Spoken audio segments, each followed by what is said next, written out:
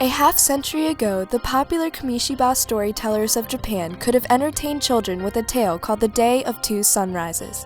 As the story might go, the crew of a small fishing vessel witnesses the sun rising mysteriously in the west, not the east, followed by a magnificent symphony of thunder and a magical powdery snow falling from the sky. This story, however, is not merely a slice of Japanese folklore, but is based on a pivotal world event with consequences of monumental importance. In the early morning hours of March 1, 1954, the 23-man crew of the tuna trawler Daigo Fukuyu Maru, or the Lucky Dragon No. 5, was accidentally showered with radioactive ash from a U.S. hydrogen bomb test in the Marshall Islands. News of the accident brought to light the grave dangers of nuclear fallout, sending shockwaves of concern around the world and elevating the intensity of the anti-nuclear movement. The Lucky Dragon incident and subsequent events became a catalyst to a worldwide compromise that changed the course of the arms race in the midst of the Cold War. Since the end of World War II, the United States and the Soviet Union, along with their allies, were engaged in a race for international supremacy. Since the advent of the atomic bomb, technological progress towards stronger and more devastating nuclear weapons was escalating at what many considered an alarming rate. Yet the world powers were still naive about the long-lasting effects on humanity. The Bravo shot, the experiment that irradiated the Lucky Dragon, was twice as powerful as predicted, yielding a force 1,000 times greater than the atomic bomb dropped on Hiroshima in 1945. The unanticipated force, along with the shift in wind direction, put the Lucky Dragon in the direct line of radioactive fallout, despite being more than 80 miles outside of the restricted test zone.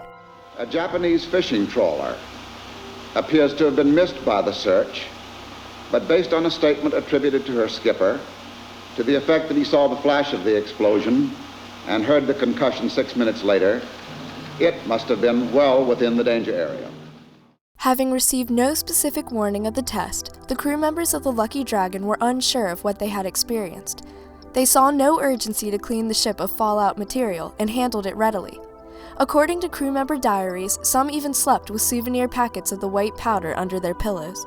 By the time the vessel returned to its home port 2 weeks later, many of the crew members had lost hair, developed skin burns, and were suffering from diarrhea and jaundice, all known symptoms of radiation poisoning. Most of the crew would spend months in Japanese hospitals recuperating. The Lucky Dragon incident put the worst strain on Japanese-American relations since the bombing of Hiroshima. The U.S. government maintained a policy of secrecy about weapons testing and refused to disclose the composition of the debris affecting the crew members, severely hindering their treatment. Before the true nature of the Bravo test was discovered, much of the Lucky Dragon's radioactive catch was sold and dispersed throughout Japan. When word spread that the fish were tainted, panic ensued and the Japanese fishing industry all but collapsed. The Japanese government sought over $7 million in reparations from the U.S. Lewis Strauss, the chairman of the United States Atomic Energy Commission, or AEC, further strained the Japanese-American relationship when he tried to downplay the commission's culpability in the accident. The wind failed to follow the predictions, but shifted south of that line, and the little islands of He suggested to President Eisenhower that the Lucky Dragon could have been on a spying mission and dissuaded him from offering a serious apology or the compensation the Japanese government was seeking.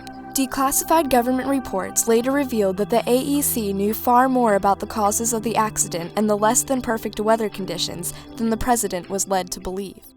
Public anger exploded in Japan when radio operator Kuboyama Akichi died after 7 months of suffering. Fearing that publicity surrounding his death could jeopardize further testing, and recognizing America's need to keep a strong alliance with Japan to contain communism in Asia, the U.S. government became more receptive to compensation negotiations. They agreed to pay $2 million to the Japanese for personal injuries and for damages to the Japanese fishing industry. In return, the Japanese government acknowledged that it would not pursue further reparations from the U.S. This political compromise settled the issue between the two governments, but it could not curtail the anti-nuclear momentum stirred by the irradiation of the Lucky Dragon. No country responded more vehemently following the Lucky Dragon incident than Japan. The episode hastened a petition drive calling for the end of nuclear testing. By August 1955, 32 million signatures had been collected, leading to the establishment of the First World Conference to protest nuclear weapons, a conference still held annually in Hiroshima. The fate of the Lucky Dragon also prompted the production of the 1955 Japanese film Gojira, commonly known today as Godzilla. The film depicts a monster wreaking havoc on Japan after being awakened by nuclear testing, strongly demonstrating the Japanese public's fear of the hydrogen bomb. News of the Lucky Dragon episode played briefly in the American press, inciting some public anti-nuclear sentiment, but to a lesser degree than in Japan. Public information about the incident was primarily limited to statements from official press conferences. The U.S. government contained widespread fear of nuclear war through an onslaught of civil defense propaganda, ranging from promoting fallout shelters and protective coverings to mandating duck and cover drills in schools and neighborhoods. America's attention was effectively focused more on surviving a nuclear attack than on preventing one. The fervor of the scientific community, however, was not so easily tamed. The Lucky Dragon incident fueled the determination of a growing number of scientists who were speaking out against weapons of mass destruction. If there's another world war, this civilization may go under. We need to ask ourselves whether we're doing everything we can to avert that. In July of 1955, famed philosopher Bertrand Russell and renowned physicist Albert Einstein issued the Russell-Einstein Manifesto, calling for an end to nuclear testing. We appeal as human beings to human beings. Remember your humanity and forget the rest.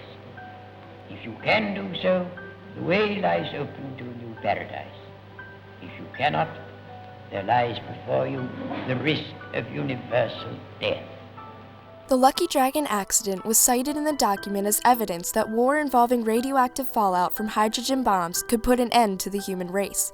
The manifesto was endorsed by thousands of scientists around the world. Other groups questioned the right of the AEC to restrict the open waters around test sites in the Pacific, which significantly hindered fishing patterns of vessels such as the Lucky Dragon. One such challenge came in June of 1958 when Earl Reynolds, a former physical anthropologist for the AEC, along with his family, defiantly sailed their craft into the restricted nuclear test zone in protest of the entry restrictions. Reynolds was subsequently arrested and sentenced to 2 years in prison. This verdict, however, was overturned on appeal in December 1960, when the San Francisco Court of Appeals unanimously ruled that the AEC did not have the authority to prohibit entrance into the Pacific test areas. The Lucky Dragon incident shocked the world into realizing that radioactive debris from nuclear testing spreads easily throughout the atmosphere and ocean waters, posing serious health threats to humans outside of controlled test zones, and, with this revelation, set the groundwork for one of the greatest international compromises of the 20th century, the Partial Test Ban Treaty of 1963. Although the Responsible Committee of the United Nations would spend 8 years negotiating the terms and reconciling deep-seated differences in approaches to arms control, all of the major nuclear players ratified the treaty limiting nuclear testing. Yesterday, a shaft of light cut into the darkness. Negotiations were concluded in Moscow on a treaty to ban all nuclear tests in the atmosphere, in outer space, and underwater. While not abolishing nuclear testing altogether, the treaty severely slowed the arms race. In accepting limitations on testing, the nuclear powers acknowledged as a common goal an end to the contamination of man's environment by radioactive substances. The Lucky Dragon became a powerful symbol of popular opposition to nuclear weapons. It forced the world to re-examine the path of nuclear experiments with their often hideous consequences and led to the curbing of the nuclear arms race in the early 1960s. In recent days, the incident offers valuable information about the long-term dangers of nuclear fallout. In addition to Kuboyama, 11 more of the 23 crew members died during the 50 years following their radiation exposure, with 6 of these deaths attributed to liver cancer. Other crew members have suffered from liver and blood disorders at a much higher rate than the average population. The Lucky Dragon No. 5 now rests in the Daigo Fukuyu Maru Exhibition Hall in Tokyo and serves as a reminder of the enormous impact it had on the fight against nuclear proliferation. By keeping us mindful of the huge risks associated with nuclear weapons, it continues to influence the world's ongoing conflict to comprehensively eliminate the threats of nuclear warfare, not just for Japan, but also for the sake of all humanity.